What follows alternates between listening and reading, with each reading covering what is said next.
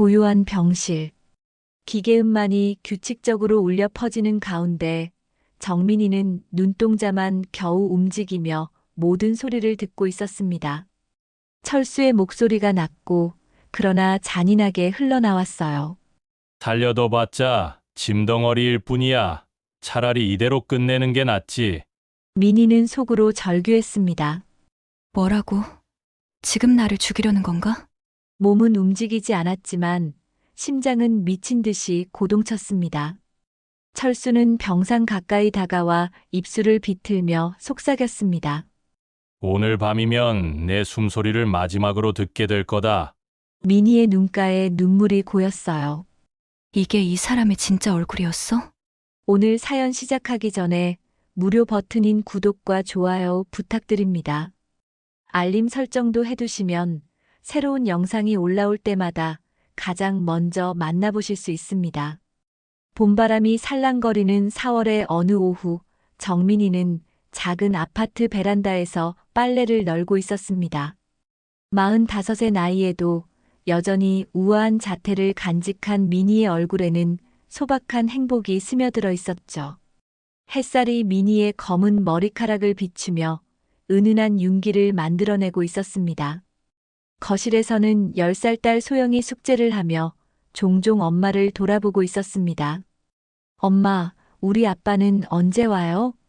소영이 연필을 입에 물고 물었습니다. 아이의 큰 눈망울에는 아빠를 기다리는 마음이 그대로 담겨 있었죠. 아빠는 일이 많아서 늦을 거야. 우리 소영이 숙제 다 끝내면 엄마가 맛있는 거 해줄게. 민희는 따뜻한 미소를 지으며 대답했습니다. 아이를 바라보는 민희의 눈빛에는 깊은 모성애가 가득했습니다. 이런 평범한 일상이 민희에게는 소중했습니다. 25살의 대기업 회장인 아버지의 극심한 반대를 무릅쓰고 사랑하는 사람과 결혼했던 그 선택이 때로는 후회스럽기도 했지만 딸을 바라볼 때마다 내 선택은 옳았다고 스스로를 다독였죠. 아버지와의 인연을 끊고 나온 지 벌써 20년이 흘렀지만 민희는 자신이 선택한 삶에 만족하려 노력했습니다. 민희는 빨래를 다 널고 나서 거실로 돌아와 소영 옆에 앉았습니다. 우리 소영이 숙제 많이 남았어? 수학 문제 몇 개만 더 풀면 돼요. 엄마, 이 문제 어려워요. 소영이 연필로 공책을 가리키며 말했습니다. 민희는 소영의 공책을 들여다보며 차근차근 설명해주기 시작했습니다. 여기서 이렇게 계산하면 되는 거야. 소영이가 천천히 해봐. 아, 이제 알겠어요. 엄마가 설명해 주시니까 쉬워요. 소영이 환하게 웃으며 문제를 풀기 시작했습니다. 민희는 그런 딸의 모습을 보며 흐뭇해했습니다. 비록 화려한 삶은 아니었지만 이렇게 딸과 함께하는 시간이 민희에게는 가장 소중했거든요. 하지만 마음 한편으로는 늘 불안이 자리하고 있었습니다. 남편 철수의 사업이 요즘 들어 어려워지고 있다는 것을 알고 있었고, 그 때문에 철수의 표정도 점점 어두워지고 있었으니까요. 저녁 무렵 현관문이 열리며 박철수가 돌아왔습니다. 47살의 철수는 여전히 단정한 외모를 유지하고 있었지만, 최근 들어 표정에 그늘이 짙어졌습니다. 어깨도 축 처진 채로 집에 들어서는 모습이 예전과는 사뭇 달랐죠. 아빠. 소영이 달려나가 철수의 다리에 매달렸습니다. 아이의 순수한 웃음소리가 집안을 환하게 만들었습니다. 소영아, 아빠 피곤해. 조용히 해. 철수의 목소리에는 예전의 다정함이 사라져 있었습니다. 아이를 바라보는 철수의 눈빛도 어딘지 차가웠죠. 소영은 아빠의 차가운 반응에 순간 당황했습니다. 큰 눈을 깜빡이며 아빠를 올려다보던 소영은 조용히 민희 곁으로 돌아왔습니다. 민희는 그런 남편을 보며 가슴 한편이 답답했습니다. 결혼 초기에 다정했던 모습은 온데간데 없고 요즘 철수는 늘 무언가에 쫓기는 듯한 표정을 하고 있었거든요. 하지만 민희는 그런 남편을 이해하려 노력했습니다. 자영업이라는 게 쉽지 않다는 것을 알고 있었으니까요. 여보, 오늘 하루 어떠셨어요? 힘든 일 있으셨나요? 미니가 조심스럽게 물었습니다. 남편의 기분을 상하게 하지 않으려고 목소리도 한껏 부드럽게 했죠. 별일 없어. 그냥 피곤할 뿐이야. 철수는 소파에 털썩 앉으며 텔레비전을 켰습니다. 리모컨을 이리저리 돌리며 채널을 바꾸는 모습에서도 초조함이 엿보였습니다. 미니는 더 이상 묻지 않았습니다. 남편이 힘들어하는 것을 알면서도 어떻게 도와줘야 할지 모르겠었거든요. 대신 부엌으로 가서 정성스럽게 저녁을 준비했습니다. 가족이 함께 모여 따뜻한 밥상을 나누면 모든 게 괜찮아질 거라는 소박한 믿음을 가지고 있었죠. 부엌에서 저녁을 준비하는 동안 미니는 창밖을 바라보며 생각에 잠겼습니다. 아버지와 인연을 끊고 나온 지 20년 그동안 한 번도 후회하지 않으려 노력해왔는데 요즘 들어 자꾸만 과거가 떠올랐습니다. 특히 남편이 변해가는 모습을 볼 때면 혹시 내가 회장의 딸이 아니었다면 그가 날 사랑했을까? 하는 의문이 고개를 들었죠. 식사 시간 가족 3명이 작은 식탁에 둘러앉았습니다. 미니가 준비한 된장찌개와 불고기, 그리고 여러 반찬들이 정성스럽게 차려져 있었습니다. 미니는 늘 가족을 위해 최선을 다해 음식을 준비했습니다. 아빠, 오늘 학교에서 그림 그렸는데 선생님이 칭찬해 주셨어요.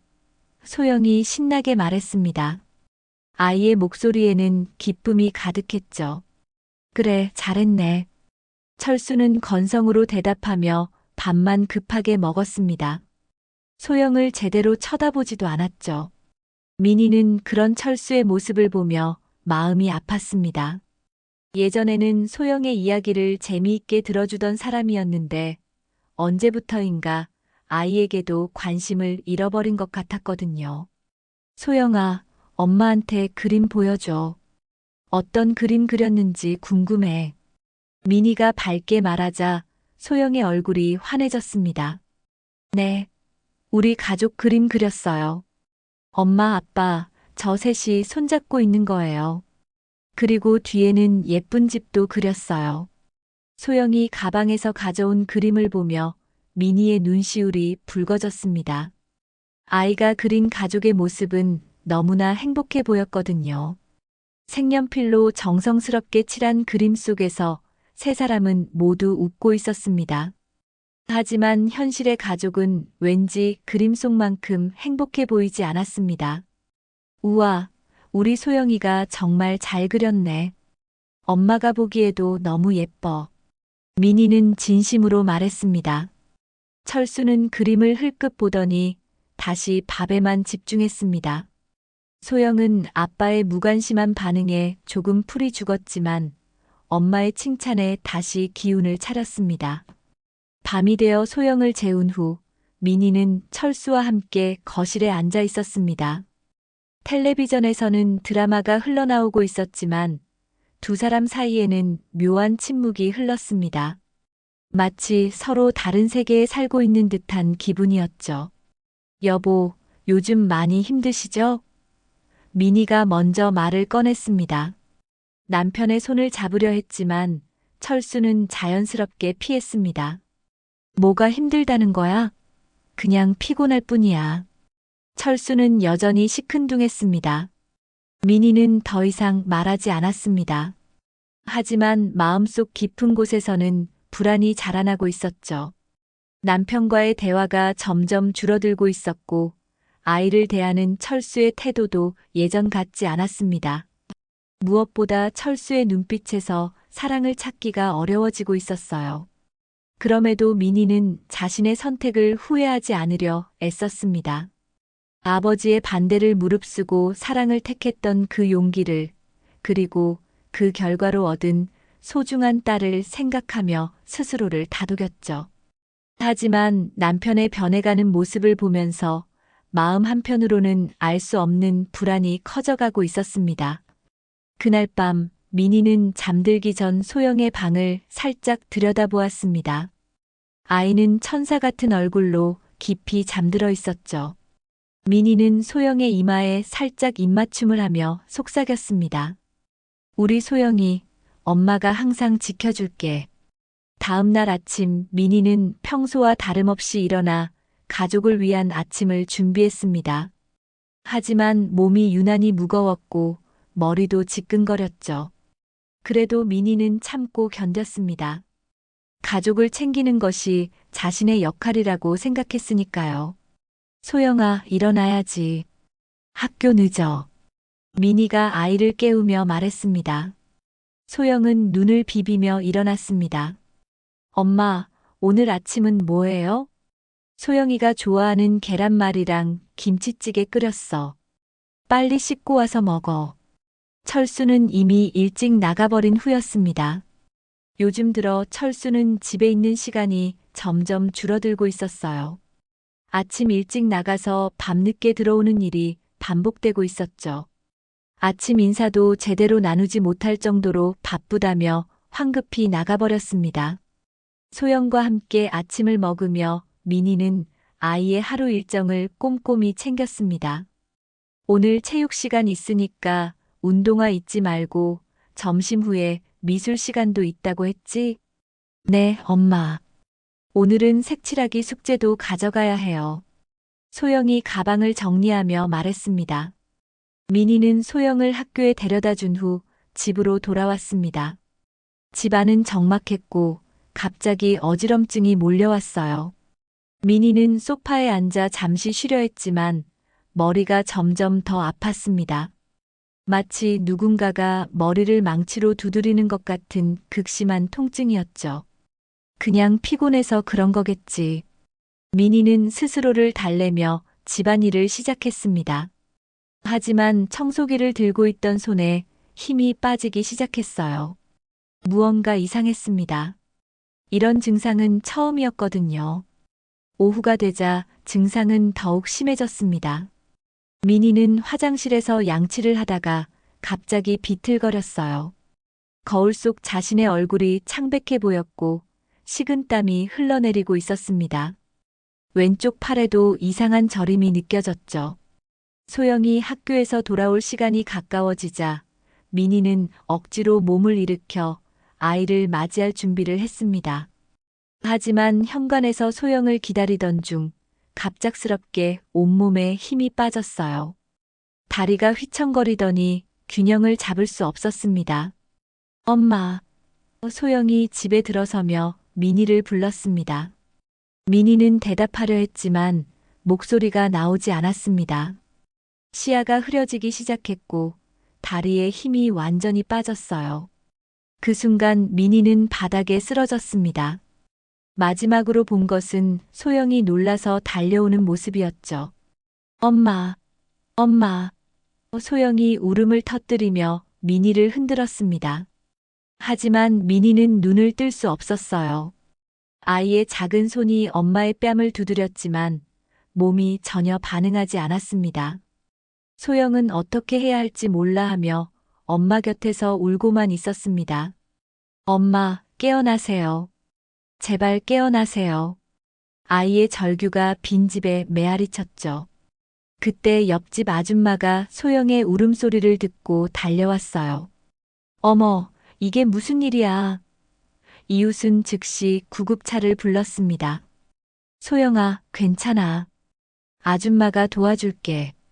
구급차가 도착했을 때 민희는 여전히 눈을 뜰 수 없었습니다. 응급요원들이 민희를 들것에 옮기며 말했어요. 뇌간 부위 손상이 의심되는 환자입니다. 즉시 병원으로 이송해야 합니다. 소영은 울면서 구급차를 따라 병원에 갔습니다. 응급실에서 기다리는 동안 아이는 손을 꼭 쥔 채 계속 기도했어요. 엄마, 제발 깨어나세요. 소영이가 잘할게요. 숙제도 혼자 할게요. 한편 철수는 병원에서 온 전화를 받고 급히 달려왔습니다. 하지만 그의 표정에는 걱정보다는 당황스러움이 더 컸어요. 의사는 철수에게 민희의 상태를 설명했습니다. 뇌간 부위에 출혈이 발생했습니다. 다행히 생명에는 지장이 없지만 현재 잠금증 후군이라는 상태입니다. 의사가 심각한 표정으로 말했습니다. 잠금증 후군이라고요? 그게 뭔가요? 철수가 물었습니다. 의식은 완전히 깨어 있지만 몸을 거의 움직일 수 없는 상태입니다. 눈동자 정도만 움직일 수 있고 말도 할 수 없어요. 하지만 모든 것을 듣고 이해할 수 있습니다. 의사가 자세히 설명했습니다. 그럼 언제 나아지나요? 철수의 목소리에는 미묘한 떨림이 있었어요. 회복 여부는 장담할 수 없습니다. 몇 주 만에 좋아지는 경우도 있지만 평생 이 상태로 지낼 수도 있어요. 무엇보다 환자는 모든 것을 인지하고 있다는 점을 기억하셔야 합니다. 철수는 의사의 말을 듣고 고개를 끄덕였지만 표정은 복잡했습니다. 옆에서 소영이 울먹이며 물었어요. 아빠, 엄마 괜찮아지죠? 그럼 엄마는 곧 나아질 거야. 철수가 소영을 달래며 말했습니다. 하지만 철수의 눈빛에는 어떤 계산이 스쳐 지나갔어요. 그날 밤 중환자실에 누워있는 미니 곁에서 소영이 작은 목소리로 말했습니다. 엄마, 오늘 학교에서 무슨 일이 있었는지 말해드릴게요. 친구들이 엄마 안부를 물어봤어요. 엄마가 빨리 좋아지셨으면 좋겠다고 했어요. 미니는 눈을 뜰 수 없었지만 딸의 목소리는 또렷하게 들렸습니다. 의식은 완전히 깨어 있었거든요. 대답하고 싶었지만 입술조차 움직일 수 없었어요. 소영아, 엄마가 여기 있어. 걱정하지 마. 철수는 병실 밖에서 누군가와 전화 통화를 하고 있었습니다. 네, 알겠습니다. 내일 한 번 더 상담 받아보겠습니다. 철수의 목소리는 평소보다 낮았고 무언가를 감추려는 듯 했어요. 의료진이 돌아다니는 소리, 기계음, 그리고 가족들의 목소리까지. 미니는 모든 것을 선명하게 들을 수 있었지만 아무것도 할 수 없었습니다. 이런 무력감은 처음이었어요. 눈꺼풀조차 제대로 움직일 수 없는 상태에서 주변의 모든 상황을 지켜봐야 하는 답답함이 견딜 수 없었습니다. 소영은 엄마 손을 꼭 잡고 속삭였습니다. 엄마, 제가 이제 혼자서도 숙제 잘할 수 있어요. 그러니까 빨리 일어나세요. 우리 같이 그림도 그리고 요리도 해요. 미니는 딸의 간절한 목소리를 들으며 눈물을 흘리고 싶었지만 그조차 할 수 없었습니다. 눈동자를 조금 움직이는 것 외에는 아무것도 할 수 없었어요. 하지만 마음속으로는 다짐했습니다. 반드시 나아야 해. 소영이를 위해서라도. 늦은 밤 병실이 조용해졌을 때 철수가 미니 곁에 앉았습니다. 하지만 철수의 목소리에는 예전의 다정함이 없었어요. 오히려 차가운 무언가가 느껴졌습니다. 당신이 이런 상태가 되다니. 철수가 중얼거렸습니다. 그 목소리에는 걱정보다는 다른 감정이 섞여 있었어요. 마치 계산하고 있는 듯한 차가운 톤이었죠. 미니는 남편의 목소리 톤이 평소와 다르다는 것을 느꼈습니다. 의식이 완전히 깨어있는 상태라서 더욱 선명하게 느낄 수 있었어요. 불안한 예감이 가슴을 짓눌렀습니다. 그날 밤부터 미니에게는 진짜 지옥 같은 시간이 시작되었습니다. 의식은 완전히 깨어있지만 몸을 전혀 움직일 수 없는 상태에서 주변에서 일어나는 모든 일을 지켜봐야 하는 고통스러운 나날들이 기다리고 있었어요. 병원에서의 둘째 날 아침, 미니는 여전히 잠금증후군 상태에 있었습니다. 의식은 완벽하게 깨어 있어서 모든 것을 선명하게 인지할 수 있었지만 몸은 전혀 움직일 수 없었어요. 간병인이 미니의 몸을 닦아주는 손길도 의사가 체크하는 소리도 모든 것이 생생하게 느껴졌죠. 가장 답답한 것은 아무런 반응도 할 수 없다는 것이었습니다. 소영은 학교에 가기 전에 잠깐 병실에 들렀습니다. 엄마, 오늘도 학교 다녀올게요. 선생님이 엄마 얼른 나으시라고 하셨어요. 아이의 목소리가 평소보다 작고 떨려서 미니의 마음이 아팠습니다. 10살밖에 안 된 아이가 이런 상황을 감당하기에는 너무 어렸거든요. 미니는 마음속으로 소영에게 말했어요. 소영아, 엄마가 곧 일어날 테니까 너무 걱정하지 마. 철수는 소영을 학교에 데려다 준 후 다시 병원으로 돌아왔습니다. 하지만 그의 행동에는 뭔가 이상한 점이 있었어요. 미니를 바라보는 시선이 예전과 달랐고 누군가와 계속 전화를 하며 병실을 드나들었거든요. 여보, 의사 선생님이 뭐라고 하던? 면회를 온 철수의 형이 물었습니다. 철수는 한숨을 쉬며 대답했어요. 글쎄, 언제 나아질지 모른다고 하더라고. 혹시 평생 이 상태일 수도 있다나 봐. 미니는 그 말을 듣고 충격을 받았습니다. 의사는 분명히 회복 가능성이 있다고 했는데 철수는 왜 그렇게 말하는 걸까요?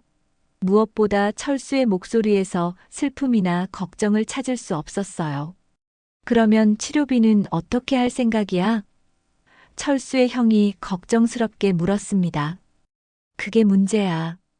이대로 계속 입원해 있으면 돈이 얼마나 들지 모르겠어. 철수가 대답했습니다. 차라리. 철수는 말을 끝내지 않았지만 미니는 그 뒤에 숨겨진 의미를 느낄 수 있었어요. 섬뜩한 기분이 들었습니다. 오후에 철수는 병실에서 누군가와 긴 통화를 했습니다. 미니는 그 대화를 고스란히 들을 수 있었어요. 네, 맞습니다. 제 아내가 잠금 증후군에 걸렸습니다. 철수의 목소리였습니다. 보험금 지급 조건이 어떻게 되나요? 미니의 심장이 철렁했습니다. 철수가 보험 설계사와 통화하고 있다는 것을 직감적으로 알 수 있었거든요. 아내가 이런 상태인데 가장 먼저 생각하는 게 보험금이라니요. 고도장의 판정을 받으면 얼마나 나오죠? 철수가 계속해서 물었습니다. 잠금 증후군도 고도장애로 인정받을 수 있나요? 미니는 온몸이 차가워지는 것을 느꼈습니다. 남편이 자신의 장애를 돈으로 계산하고 있다는 사실이 믿어지지 않았어요. 20년을 함께 살아온 사이인데 이런 상황에서 가장 먼저 생각하는 게 보험금이라니요. 사망 시에는 더 많이 나온다고요? 철수의 목소리가 낮아졌습니다. 그렇다면 철수는 잠시 말을 멈췄다가 다시 입을 열었어요. 언제쯤 고도장애 진단서를 받을 수 있을까요? 빨리 받을수록 좋겠는데요. 통화가 끝난 후 철수는 미니를 내려다보았습니다. 그의 눈빛이 예전과는 완전히 달랐어요. 사랑하는 아내를 바라보는 시선이 아니라 마치 물건을 보는 듯한 차가운 시선이었습니다. 당신도 참 운이 없네. 철수가 혼잣말처럼 중얼거렸습니다. 하지만 이것도 나름 기회일 수 있겠어. 미니는 남편의 말뜻을 정확히 이해할 수 없었지만 섬뜩한 느낌이 들었어요. 철수의 표정에서 한 번도 본 적 없는 냉혹함을 느꼈거든요. 그날 저녁 소영이 학교에서 돌아와 병실에 왔습니다. 아이는 엄마 침대 옆에 앉아 오늘 있었던 일들을 차근차근 이야기했어요.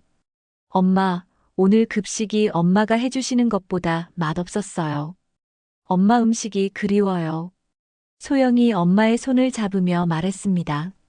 미니는 딸의 따뜻한 손길을 느끼며 마음이 뭉클했습니다. 이 순간만큼은 모든 것을 잊을 수 있었어요. 눈동자를 조금 움직여서라도 딸에게 신호를 보내고 싶었지만 그마저도 쉽지 않았습니다. 하지만 철수의 반응은 달랐습니다. 소영아, 엄마는 당분간 일어나기 힘들 것 같아. 이제 아빠랑 둘이서 살아야 할지도 몰라.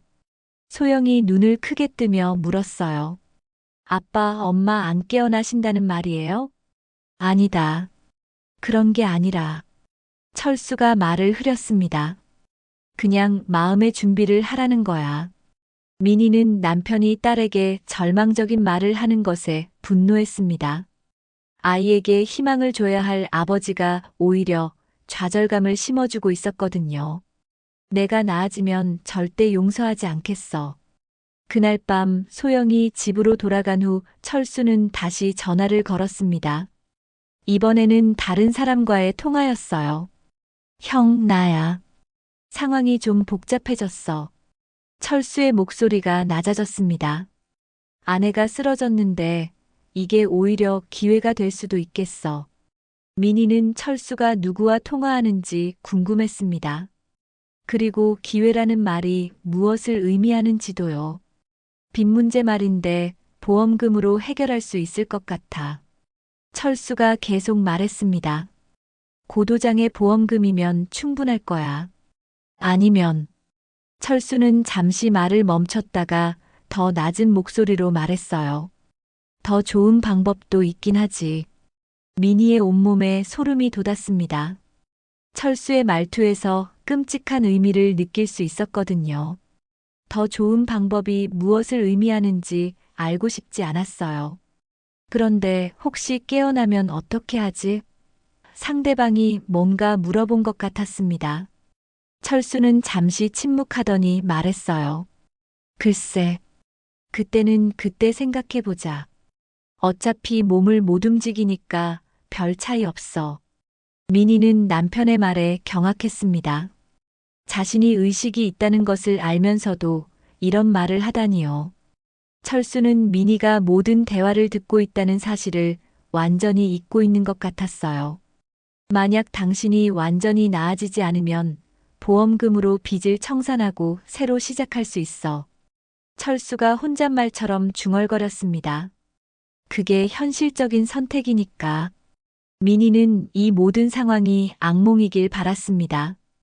20년을 함께 산 남편이 이렇게 냉혹한 사람일 줄은 상상도 못했거든요. 그때 간병인이 병실에 들어왔습니다. 철수는 태어난 척 민희의 이마에 손을 올렸어요. 여보, 빨리 나아요. 우리 소영이가 기다리고 있어요. 간병인 앞에서는 다정한 남편 연기를 하고 있는 철수를 보며 민희는 이 사람의 이중적인 모습에 치를 떨었습니다. 의식이 완전히 깨어있는 상태에서 이런 연기를 지켜봐야 한다는 것이 고문 같았어요. 그날 밤 민희는 마음속으로 결심했습니다. 반드시 회복해야 해. 이 남자의 진짜 모습을 세상에 알려야 하고 소영이를 지켜야 해. 하지만 몸은 여전히 움직이지 않았고 할 수 있는 것은 듣고 기억하는 것뿐이었습니다. 병실의 형광등이 밤새도록 민희를 비추고 있었고 각종 의료기기의 소리만이 정막을 깨뜨리고 있었습니다. 민희는 이 모든 것을 기억해 두겠다고 스스로에게 약속했어요. 언젠가 반드시 이 모든 진실을 밝혀내겠다고 말이죠. 병원에서의 셋째 날 민희의 상황은 더욱 절망적으로 변해가고 있었습니다. 철수의 태도는 날이 갈수록 노골적으로 변했고 이제는 민희를 대하는 방식에서 인간적인 따뜻함을 전혀 찾을 수 없었어요. 민희는 의식이 완전히 깨어있는 상태에서 이 모든 변화를 지켜봐야 했습니다. 아침 일찍 철수는 의사와 상담을 요청했습니다. 민희는 그들의 대화를 모두 들을 수 있었죠. 선생님, 제 아내가 회복될 가능성이 정말 있는 건가요? 철수가 물었습니다. 현재로서는 뇌간 기능이 부분적으로 손상된 상태지만 완전한 회복 사례도 있습니다. 하지만 확실한 것은 아니죠. 의사가 신중하게 대답했습니다. 만약 회복되지 않는다면 언제쯤 고도장애 진단을 받을 수 있을까요? 의사는 철수의 질문에 놀란 듯 했습니다. 아직 입원한 지 며칠밖에 안 됐는데 벌써 그런 걱정을 하시는군요. 보통 6개월 정도는 지켜봐야 합니다. 6개월이요? 그동안 치료비는 어떻게 하죠? 철수의 목소리에는 초조함이 묻어났습니다. 민희는 남편이 자신의 회복보다는 경제적인 계산에만 몰두하고 있다는 사실에 치를 떨었습니다. 의사조차 철수의 태도를 이상하게 여기고 있다는 것이 느껴졌어요. 환자분께서 모든 것을 듣고 계신다는 점을 잊지 마세요. 의사가 조심스럽게 말했습니다. 잠금 증후군 환자는 의식이 완전히 깨어 있습니다. 철수는 잠깐 당황한 듯 보였지만 곧 태어난 척했어요. 물론 알고 있습니다. 그래서 더 걱정이 되는 거죠. 하지만 민희는 알고 있었습니다. 철수가 자신이 모든 것을 듣고 있다는 사실을 진정으로 이해하고 있지 않다는 것을요. 오후에 소영이 학교에서 돌아와 병실에 왔습니다. 아이는 며칠 사이에 눈에 띄게 야위어 보였어요. 제대로 챙겨 먹지 못하고 있는 게 분명했습니다. 엄마, 오늘 친구가 물어봤어요. 엄마 언제 나으시냐고요. 소영이 엄마의 손을 잡으며 말했습니다. 저는 곧 나으실 거라고 했어요. 맞죠, 엄마. 민희는 딸의 간절한 목소리를 들으며 마음이 찢어질 것 같았습니다. 눈동자라도 움직여서 딸에게 신호를 보내고 싶었지만 그마저도 쉽지 않았어요. 그때 철수가 병실로 들어왔습니다. 소영을 보는 철수의 표정이 예전과 달랐어요. 마치 부담스러워하는 듯한 시선이었습니다. 소영아, 아빠가 할 말이 있어. 철수가 아이를 불렀습니다. 네, 아빠. 엄마가 이런 상태가 계속되면 우리 생활이 많이 힘들어질 거야. 철수가 말했습니다.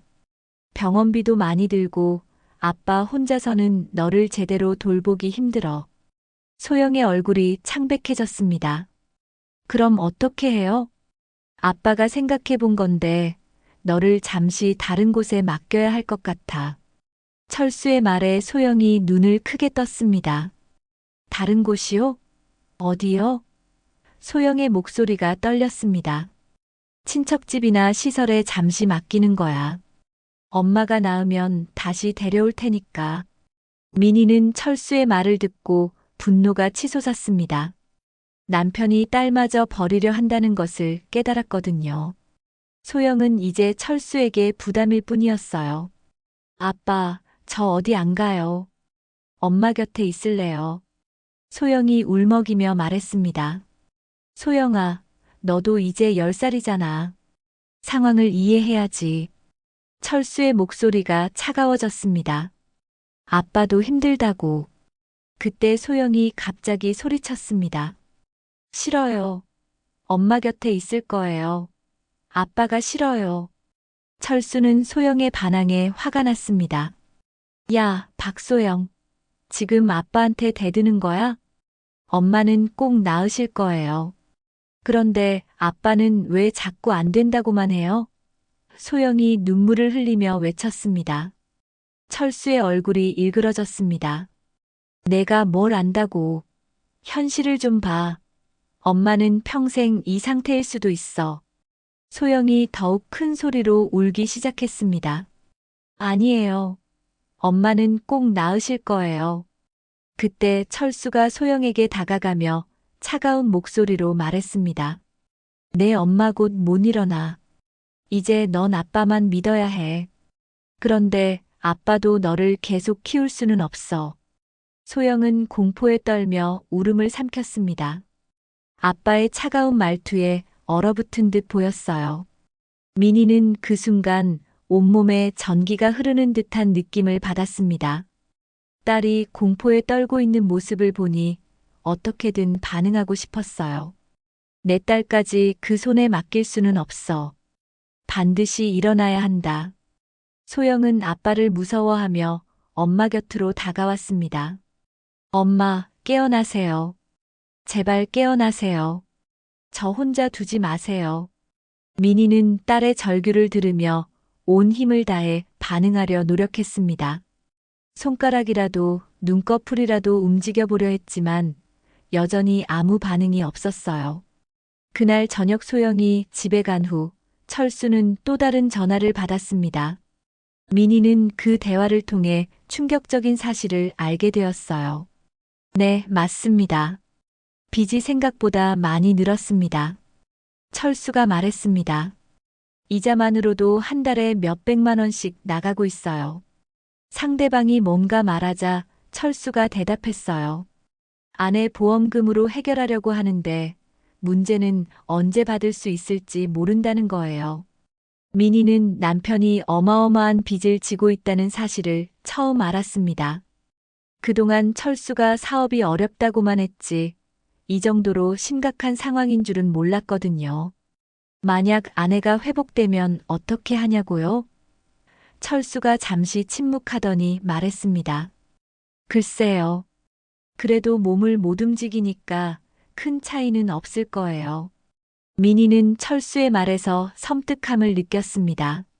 자신이 회복되어도 몸을 움직이지 못한다면 결국 같은 상황이라는 뜻이었거든요. 다음 날 아침 간병인이 민희를 돌보고 있을 때 철수가 들어왔습니다. 간병인이 잠시 자리를 비운 사이 철수는 민희에게 다가와 귓속말을 했어요. 당신이 들리는지 모르겠지만 솔직히 말할게.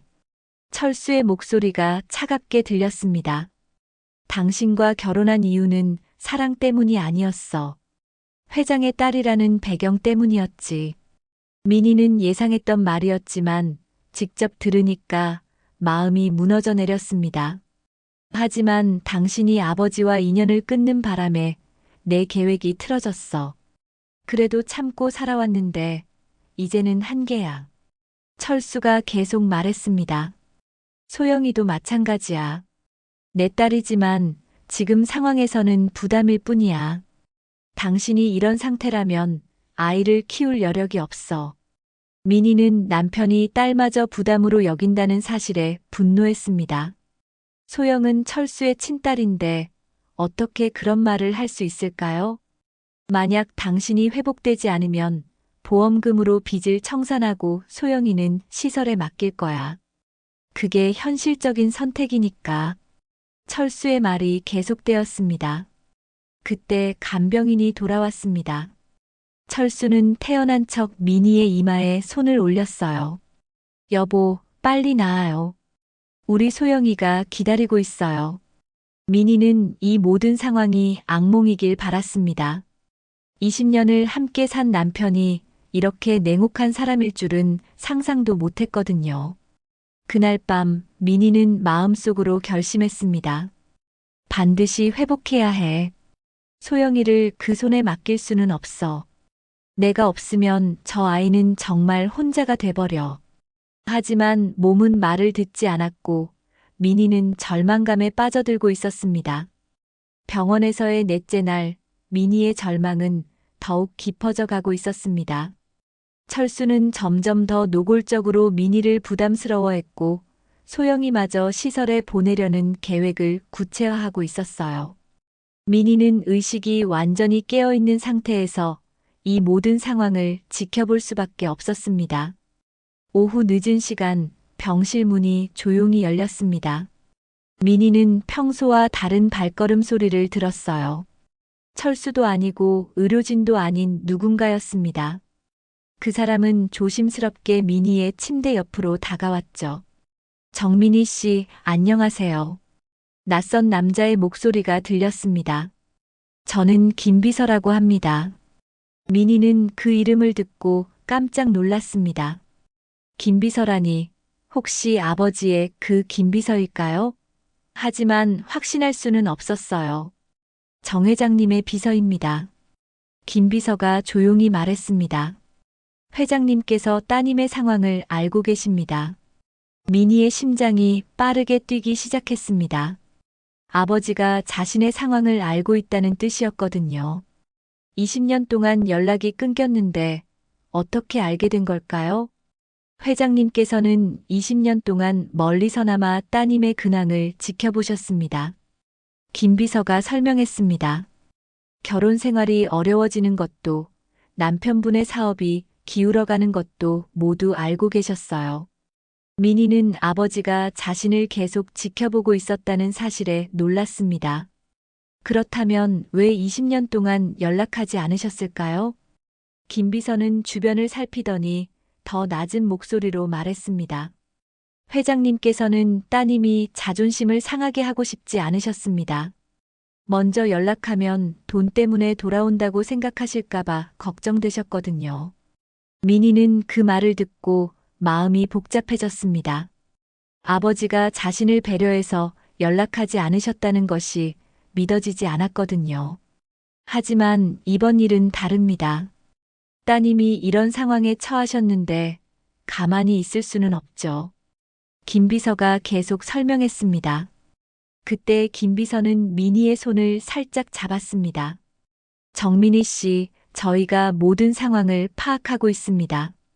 남편분의 행동도 알고 있어요. 민희는 김 비서의 말에 충격을 받았습니다. 철수의 행동을 알고 있다는 것은 무슨 뜻일까요? 보험금 문의, 고도장의 진단서 신청, 그리고 외손녀를 시설에 보내려는 계획까지 모두 파악했습니다. 김 비서의 목소리가 차가워졌습니다. 민희는 아버지 쪽에서 모든 것을 조사했다는 사실을 깨달았습니다. 그렇다면 자신이 겪고 있는 고통을 누군가가 알고 있다는 뜻이었어요. 회장님께서 매우 분노하고 계십니다. 따님을 그렇게 대하는 것도 외손녀를 버리려는 것도 용서할 수 없다고 하시더군요. 김 비서가 말했습니다. 그때 복도에서 발걸음 소리가 들렸습니다. 김 비서는 즉시 자리에서 일어났어요. 제가 다시 오겠습니다. 그때까지 견디세요. 김 비서가 나간 직후 소영이 병실로 들어왔습니다. 아이는 오늘 특히 기운이 없어 보였어요. 엄마, 오늘 학교에서 선생님이 물어보셨어요. 소영이 엄마 곁에 앉으며 말했습니다. 집에 어른이 계시냐고요. 민희는 소영의 말을 귀에 깊게 들었습니다. 저는 아빠밖에 없다고 했더니 선생님이 할머니나 할아버지는 안 계시냐고 물어보셨어요. 소영이 계속 말했습니다. 그래서 저는 엄마 쪽 할아버지가 계시긴 한데 만난 적이 없다고 했어요. 엄마가 할아버지 이야기를 해주신 적이 없거든요. 민희는 딸이 외할아버지의 존재를 궁금해했다는 것을 알 수 있었습니다. 엄마, 정말 외할아버지가 계세요? 왜 한 번도 만나지 못했어요? 소영이 순수한 눈으로 물었습니다. 민희는 딸에게 대답해주고 싶었지만 여전히 아무 반응도 할 수 없었어요. 그때 철수가 병실로 들어왔습니다. 소영을 보자 표정이 일그러졌어요. 소영아, 아빠가 말했잖아. 엄마 옆에서 너무 오래 있으면 안 된다고. 철수가 짜증스럽게 말했습니다. 아빠, 조금만 더 있으면 안 돼요? 소영이 애원했습니다. 안 돼. 집에 가서 짐 정리해. 내일부터 다른 곳에서 지내야 하니까. 소영의 얼굴이 창백해졌습니다. 정말 저를 보내실 거예요? 그럼. 아빠 혼자서는 너를 키울 수 없어. 이해해. 철수가 냉정하게 말했습니다. 싫어요.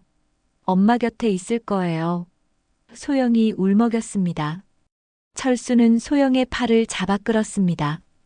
야, 말 안 들어. 빨리 집에 가. 그때 소영이 갑자기 소리쳤습니다. 외할아버지한테 말할 거예요. 아빠가 저랑 엄마를 버린다고.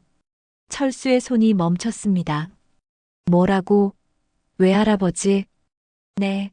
엄마 아버지요. 제가 만난 적은 없지만 계시잖아요.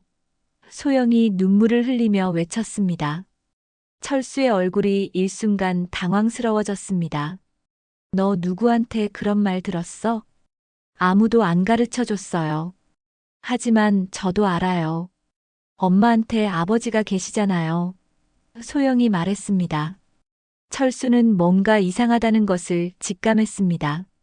소영이 갑자기 외할아버지 이야기를 꺼내는 것이 우연일 리 없었거든요. 소영아, 외할아버지에 대해서 누구한테 말했어? 철수가 다급하게 물었습니다. 학교 선생님한테요. 그리고 친구들한테도 말했어요. 외할아버지가 계시니까 아빠가 저를 버려도 괜찮다고요. 소영이 말했습니다. 철수의 얼굴이 흑빛으로 변했습니다. 정 회장 쪽에서 움직이고 있다는 것을 직감했거든요. 그날 밤 철수는 급하게 여러 통의 전화를 걸었습니다. 민희는 그 모든 대화를 들을 수 있었어요. 형, 큰일 났어. 장인어른 쪽에서 움직이고 있는 것 같아. 철수가 다급하게 말했습니다. 빚 정리를 빨리 해야 할 것 같아. 아니면 정말 큰일 날 거야. 민희는 철수가 공포에 떨고 있다는 것을 느꼈습니다. 아버지의 힘을 알고 있으니까 두려워하는 거였어요. 보험금을 빨리 받을 방법이 없을까? 6개월은 너무 오래 걸려. 철수가 계속 말했습니다. 상대방이 뭔가 말하자 철수가 잠시 침묵했습니다. 그리고 더 낮은 목소리로 말했어요. 그런 방법도 있긴 하지. 하지만 너무 위험하지 않을까? 민희는 철수의 말에서 끔찍한 의미를 느꼈습니다. 무슨 위험한 계획을 세우고 있는 것 같았어요. 그날 밤 늦게 김 비서가 다시 병실을 찾았습니다. 이번에는 더 조심스럽게 들어왔어요.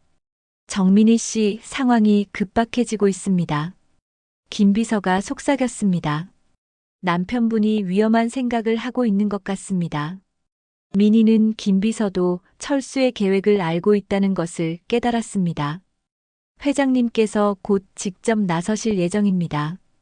그때까지 조금만 더 견디세요. 김 비서가 민희의 손을 꼭 잡으며 말했습니다. 외손녀는 절대 그 손에 맡기지 않겠습니다. 민희는 마침내 희망을 찾은 것 같았습니다. 아버지가 자신과 소영이를 지켜줄 거라는 믿음이 생겼어요. 하지만 동시에 철수가 그 전에 무슨 일을 저지를지 걱정되었습니다. 병원에서의 5째 날, 민희는 점점 더 절박한 상황에 놓여 있었습니다. 철수의 행동은 더욱 이상해졌고 무언가 위험한 계획을 세우고 있다는 것이 느껴졌어요. 민희는 의식이 완전히 깨어있는 상태에서 이 모든 긴장감을 견뎌내야 했습니다. 새벽 무렵 민희는 복도에서 들려오는 철수의 목소리를 들었습니다. 누군가와 심각한 대화를 나누고 있었어요. 시간이 없어. 장인어른이 움직이기 전에 끝내야 해. 철수의 목소리가 다급했습니다. 의료진들이 바뀌는 시간을 노려야 해. 그때가 가장 안전할 거야. 상대방의 목소리도 들렸습니다. 민희는 온몸에 소름이 돋았습니다. 철수가 정말 끔찍한 일을 계획하고 있다는 것을 직감했거든요. 사고처럼 보이게 하면 돼. 어차피 중환자실이니까 충분히 가능해. 철수가 더 낮은 목소리로 말했습니다. 민희는 철수가 자신을 해치려 한다는 것을 확신했습니다. 보험금을 받기 위해서라면 무엇이든 할 수 있다는 뜻이었어요. 산소 공급 장치만 잠깐 건드리면 돼. 몇 분이면 충분할 거야. 철수의 말이 계속되었습니다. 철수의 목소리가 낮고 그러나 잔인하게 흘러나왔어요. 살려둬봤자 짐덩어리일 뿐이야. 차라리 이대로 끝내는 게 낫지. 민희는 속으로 절규했습니다. 뭐라고? 지금 나를 죽이려는 건가? 몸은 움직이지 않았지만 심장은 미친 듯이 고동쳤습니다. 철수는 병상 가까이 다가와 입술을 비틀며 속삭였습니다. 민희의 눈가에 눈물이 고였어요. 이게 이 사람이 진짜 얼굴이었어? 오늘 밤이면 내 숨소리를 마지막으로 듣게 될 거다. 민희는 철수가 구체적인 방법까지 계획하고 있다는 것에 공포를 느꼈습니다. 정말로 자신의 목숨이 위험한 상황이었어요. 아침이 되자 소영이 학교에 가기 전에 병실에 들렀습니다. 아이는 어제보다 더 불안해 보였어요. 엄마, 어제 아빠가 이상했어요. 소영이 작은 목소리로 말했습니다. 계속 전화하면서 무서운 얘기를 했어요. 민희는 딸이 철수의 위험한 계획을 눈치챘다는 것을 알 수 있었습니다. 엄마, 정말 무서워요. 아빠가 저를 다른 곳에 보내려고 해요. 소영이 울먹였습니다. 엄마만 있으면 안 무서울 텐데. 민희는 딸의 절망적인 목소리를 들으며 마음이 찢어졌습니다. 이 상황에서 딸을 지켜줄 수 있는 건 오직 자신뿐이었어요. 엄마, 제발 깨어나세요. 소영이 혼자 두지 마세요. 아이가 엄마의 손을 꼭 잡으며 간절히 말했습니다. 그 순간 민희는 온 힘을 다해 손가락을 움직여 보려 했습니다. 딸의 간절한 부탁에 응답하고 싶었거든요. 하지만 여전히 아무 반응이 없었어요. 엄마, 아저씨가 그러는데 외할아버지가 오신다고 했어요.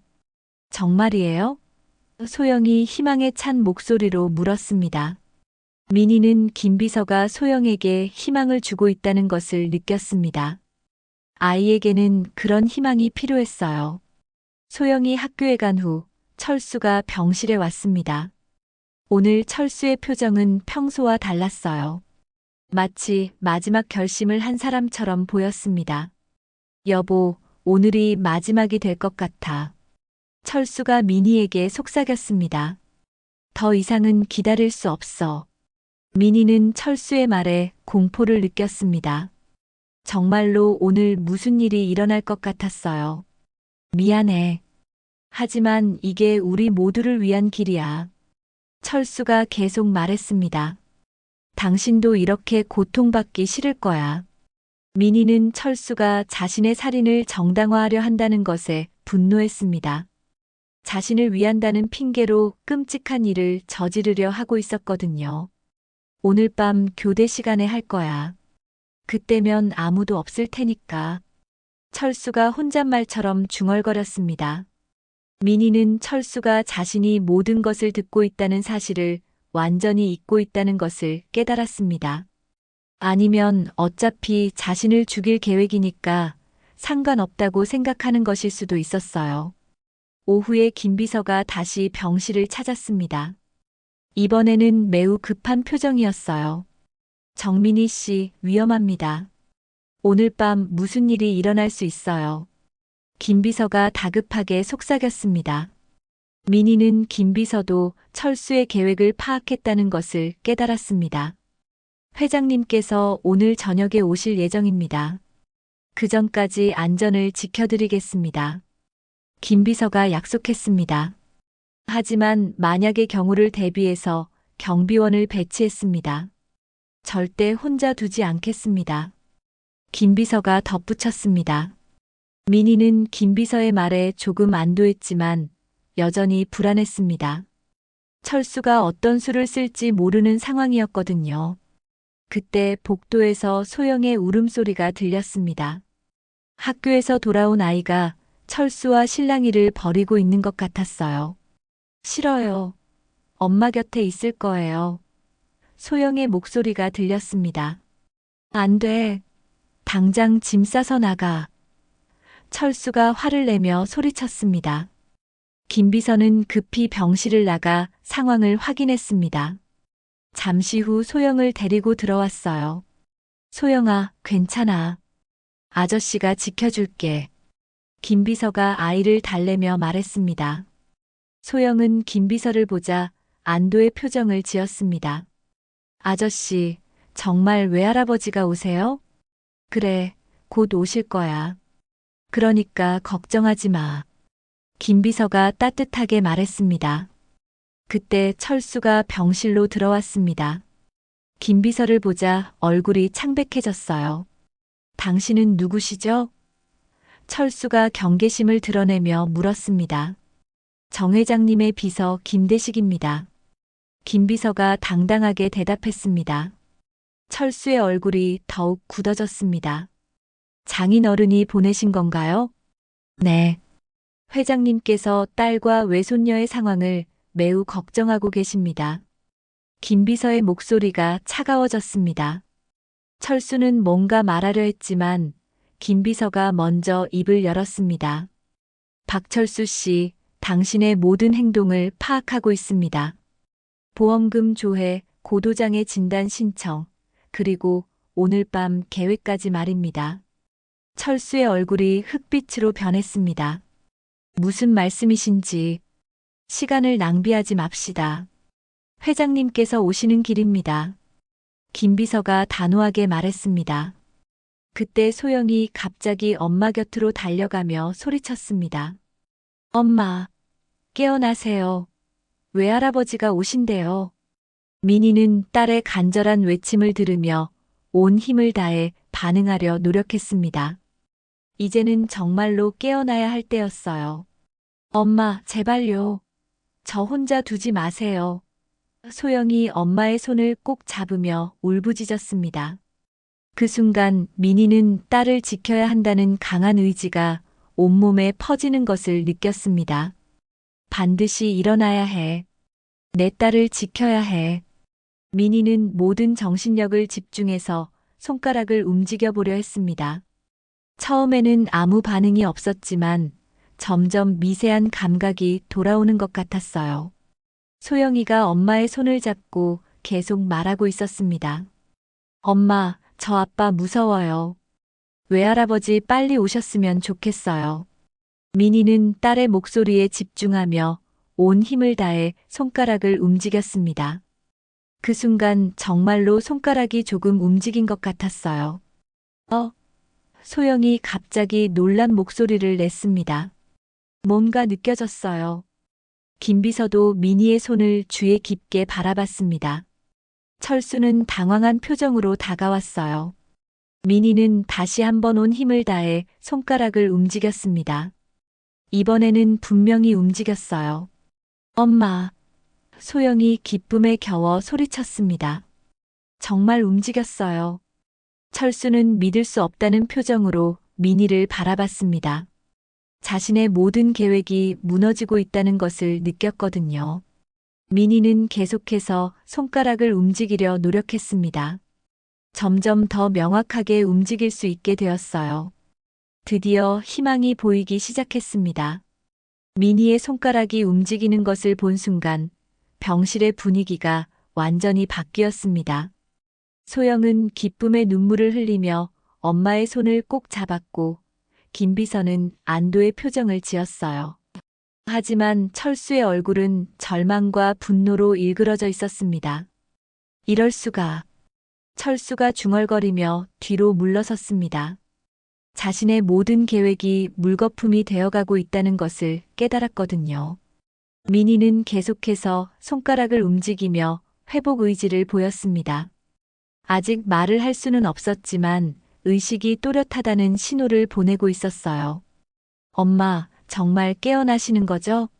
소영이 희망에 찬 목소리로 물었습니다. 민희는 딸의 목소리에 응답하듯 손가락을 더 분명하게 움직였습니다. 소영은 그것을 보고 더욱 기뻐했어요. 그때 김비서가 철수를 향해 다가갔습니다. 박철수 씨, 이제 게임이 끝났습니다. 회장님께서 곧 도착하실 텐데 그 전에 정리하고 싶은 말이 있으시다면 하시죠. 철수는 김비서의 말에 당황했습니다. 무슨 말씀이신지 모르겠는데요. 모르겠다고요? 김비서가 차가운 미소를 지었습니다. 당신이 아내를 해치려던 계획, 보험금을 노린 것, 외손녀를 시설에 보내려던 것까지 모두 기록되어 있습니다. 철수의 얼굴이 창백해졌습니다. 증거가 있다는 건가요? 물론입니다. 회장님께서는 20년 동안 따님을 지켜보셨거든요. 김비서가 말했습니다. 그때 병실 문이 열리며 정 회장이 들어왔습니다. 70세의 나이에도 위엄이 넘치는 모습이었어요. 20년 만에 딸과 재회하는 순간이었습니다. 민희야. 정 회장의 목소리가 떨렸습니다. 강인했던 대기업 회장도 딸 앞에서는 그저 아버지일 뿐이었어요. 민희는 아버지의 목소리를 듣고 눈시울이 뜨거워졌습니다. 20년 동안 그리워했던 아버지의 목소리였거든요. 그리고 이 아이가 내 외손녀구나. 정 회장이 소영을 바라보며 말했습니다. 아이의 맑은 눈동자에서 딸의 어린 시절을 떠올렸어요. 소영은 처음 보는 외할아버지가 무서워서 민희 뒤로 숨었습니다. 하지만 호기심을 참지 못하고 살짝 고개를 내밀었어요. 소영아, 무서워하지 마. 외할아버지야. 정 회장이 부드럽게 말했습니다. 그때 철수가 급히 정 회장 앞에 무릎을 꿇었습니다. 회장님, 제가 잘못했습니다. 용서해 주세요. 정 회장은 철수를 차갑게 내려다봤습니다. 용서? 내 딸을 20년 동안 속이고 이용하고 심지어 해치려까지 했는데 철수는 더욱 다급해졌습니다. 그게 아닙니다. 사업이 어려워서 어쩔 수 없었습니다. 어쩔 수 없었다고? 정 회장의 목소리가 차가워졌습니다. 내 외손녀를 시설에 보내려던 것도 어쩔 수 없었다는 건가? 소영은 외할아버지가 자신을 지켜주려 한다는 것을 느꼈습니다. 조금씩 용기를 내어 정 회장에게 다가갔어요. 외할아버지, 정말 저를 지켜주실 거예요? 소영이 작은 목소리로 물었습니다. 정 회장은 외손녀의 순수한 질문에 마음이 아팠습니다. 그럼 외할아버지가 평생 지켜줄게. 그때 미니가 더 큰 움직임을 보였습니다. 손목까지 움직이기 시작한 것이었어요. 의료진이 급히 달려와 상태를 확인했습니다. 놀라운 회복 속도입니다. 의사가 말했습니다. 강한 의지력이 회복에 큰 도움이 되고 있는 것 같습니다. 철수는 미니가 완전히 회복될 수도 있다는 것을 깨달았습니다. 그렇게 되면 자신의 모든 계획과 행동이 폭로될 것이었어요. 회장님, 제발 한 번만 기회를 주세요. 철수가 애원했습니다. 미니도 소영이도 잘 보살피겠습니다. 정 회장은 철수의 말을 들으며 분노를 참았습니다. 잘 보살핀다고? 지금까지 한 일을 보면 믿을 수가 있겠나? 김 비서가 정 회장에게 서류 뭉치를 건넸습니다. 회장님, 이것이 박철수 씨의 모든 행적입니다. 정 회장은 서류를 펼쳐보며 말했습니다. 보험금 조회 내역, 고도장의 진단서 신청, 그리고 오늘 밤 계획까지. 이 모든 것이 증거로 남아있다. 철수는 자신의 모든 행동이 기록되어 있다는 것을 알고 절망했습니다. 그럼 어떻게 하시려는 건가요? 법정에서 만나자. 정 회장이 단호하게 말했습니다. 내 딸에게 한 모든 일에 대해 책임을 져야 할 것이다. 그때 미니가 입술을 움직이기 시작했습니다. 아직 소리는 나지 않았지만 무언가 말하려는 시도를 하고 있었어요. 엄마, 뭐라고 하시려는 거예요? 소영이 엄마의 입 가까이 귀를 대며 물었습니다. 미니는 온 힘을 다해 첫 번째 말을 내뱉으려 했습니다. 영. 병실에 있던 모든 사람이 숨을 죽였습니다. 미니가 처음으로 목소리를 낸 것이었거든요. 엄마. 소영이 기쁨의 눈물을 흘리며 소리쳤습니다. 미니는 계속해서 말하려 노력했습니다. 아. 정 회장은 딸이 회복되고 있는 모습을 보며 감격했습니다. 20년 만에 딸의 목소리를 듣는 순간이었어요. 철수는 이 모든 상황이 자신에게 불리하다는 것을 깨달았습니다. 미니가 완전히 회복되면 자신이 한 모든 일이 드러날 것이었거든요. 회장님, 정말 마지막으로 부탁드립니다. 철수가 다시 한번 애원했습니다. 저에게 기회를 주세요. 정 회장은 철수를 차갑게 바라봤습니다. 기회? 내 딸을 이용하고 배신한 자에게 무슨 기회를 주라는 건가? 이혼하겠습니다. 미니와 소영이를 회장님께 맡기겠습니다. 철수가 마지막 카드를 꺼냈습니다. 하지만 정 회장의 대답은 단호했습니다. 그런 식으로 끝낼 일이 아니다. 법적으로 모든 책임을 져야 할 것이다. 미니는 점점 더 명확하게 말할 수 있게 되었습니다. 정 회장은 딸이 자신을 부르는 소리를 듣고 눈물을 흘렸습니다. 미니야, 아빠가 늦었구나. 소영이, 지켜줘. 미니가 간신히 말했습니다. 걱정하지 마. 이제 아빠가 모든 것을 해결할 테니까. 정 회장이 딸의 손을 잡으며 약속했습니다. 철수는 더 이상 희망이 없다는 것을 깨달았습니다. 정 회장의 힘 앞에서는 아무것도 할 수 없었거든요. 김 비서가 보안 요원들에게 신호를 보냈습니다. 박철수 씨를 법정으로 모시고 가십시오. 철수는 끌려나가면서도 계속 애원했습니다. 회장님, 제발 한 번만 용서해 주세요. 하지만 정 회장은 더 이상 철수를 보지도 않았습니다. 오직 딸과 외손녀에게만 집중하고 있었어요. 민희야, 이제 집으로 돌아가자. 정 회장이 따뜻하게 말했습니다. 소영이와 함께 말이다. 민희는 아버지의 말에 고개를 끄덕였습니다. 20년 만에 화해였고 새로운 시작이었어요. 철수가 끌려나간 후 병실에는 평화로운 정적이 흘렀습니다. 민희는 날이 갈수록 빠르게 회복되고 있었고 소영은 외할아버지를 만나 처음으로 진정한 가족의 따뜻함을 느끼고 있었어요. 정 회장은 20년 동안 그리워했던 딸과 처음 만나는 외손녀를 바라보며 행복에 젖어 있었습니다. 한 달 후 민희는 거의 완전히 회복되어 휠체어에 앉을 수 있게 되었습니다. 말도 이전처럼 자연스럽게 할 수 있었고 팔과 다리의 움직임도 많이 좋아졌어요. 아버지, 정말 죄송했습니다. 민희가 정 회장에게 고개를 숙이며 말했습니다. 20년 동안 연락도 드리지 않고 정 회장은 딸의 손을 꼭 잡으며 말했습니다. 무슨 소리야? 잘못한 건 아빠다. 너의 선택을 존중하지 못했어. 하지만 아버지 말씀이 맞았어요. 철수는 정말 사랑 때문에 저와 결혼한 게 아니었어요.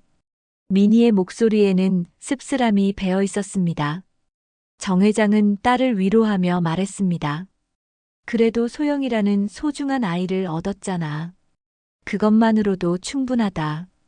소영은 외할아버지와 엄마 사이에 앉아 있으면서도 여전히 조금 어색해하고 있었습니다.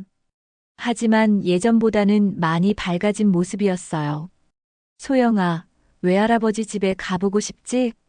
정 회장이 외손녀에게 물었습니다.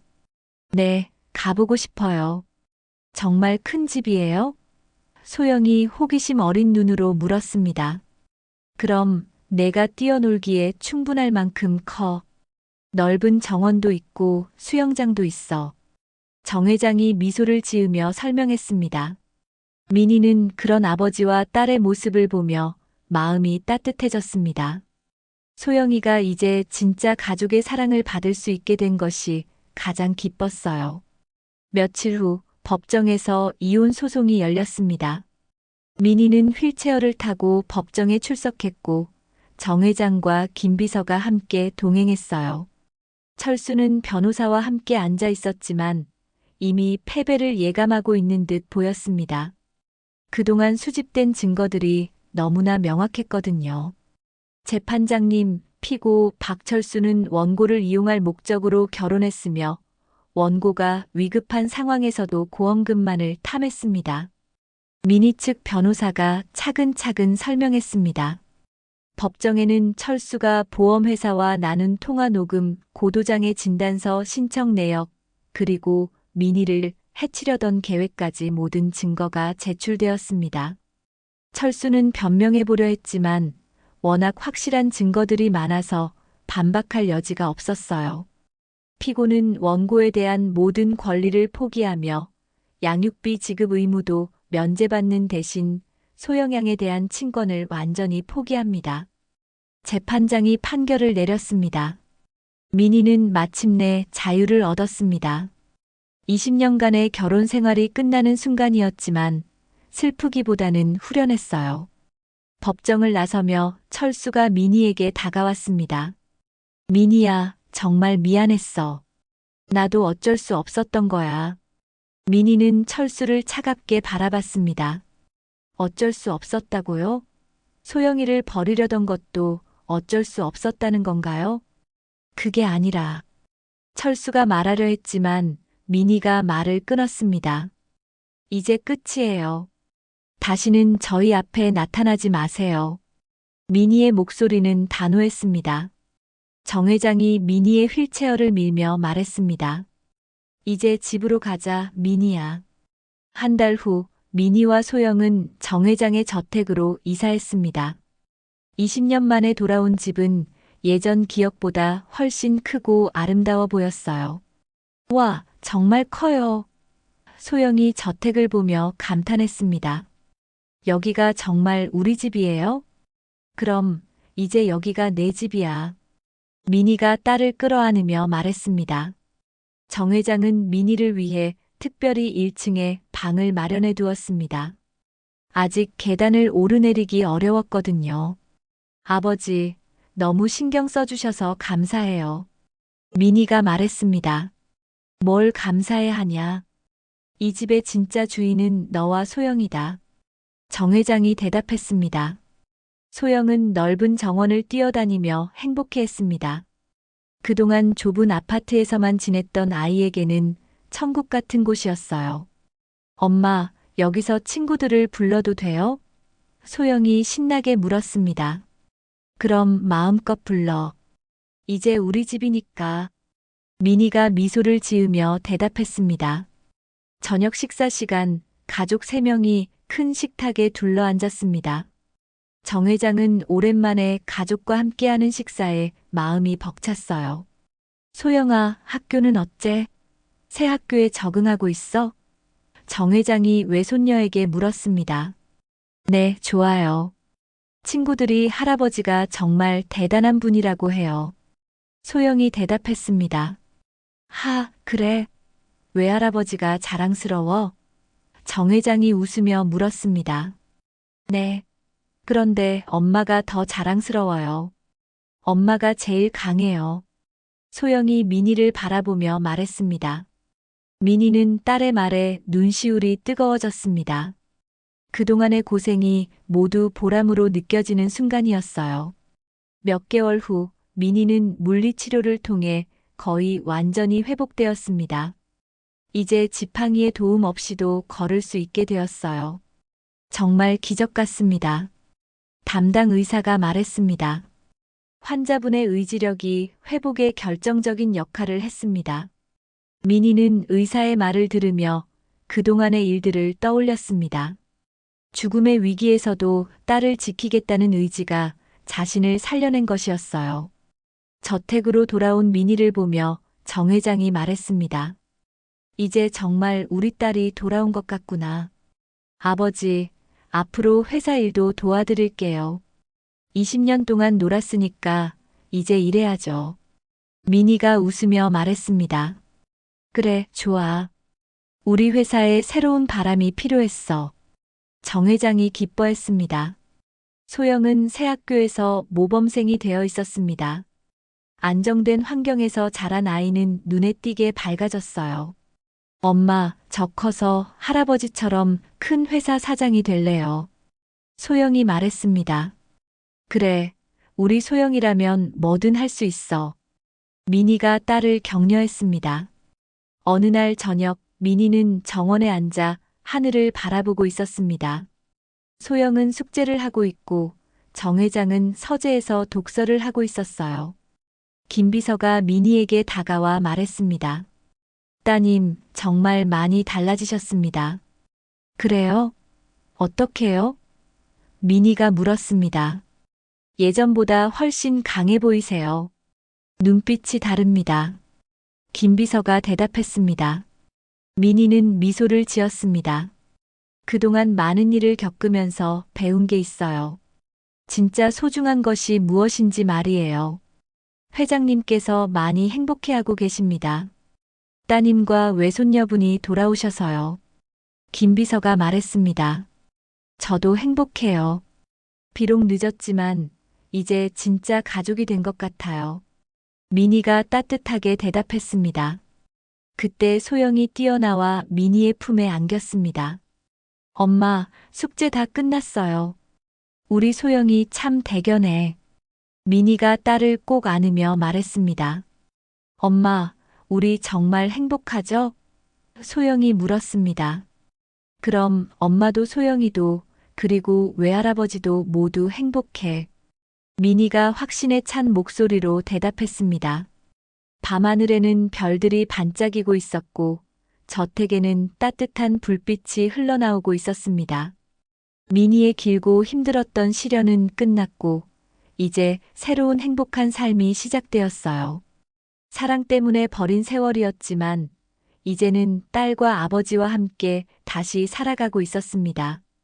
민희의 눈빛은 더욱 강해졌고 그녀의 귀환은 화려하고 당당했습니다. 오늘 사연 들어주셔서 감사합니다. 구독과 좋아요는 큰 힘이 됩니다.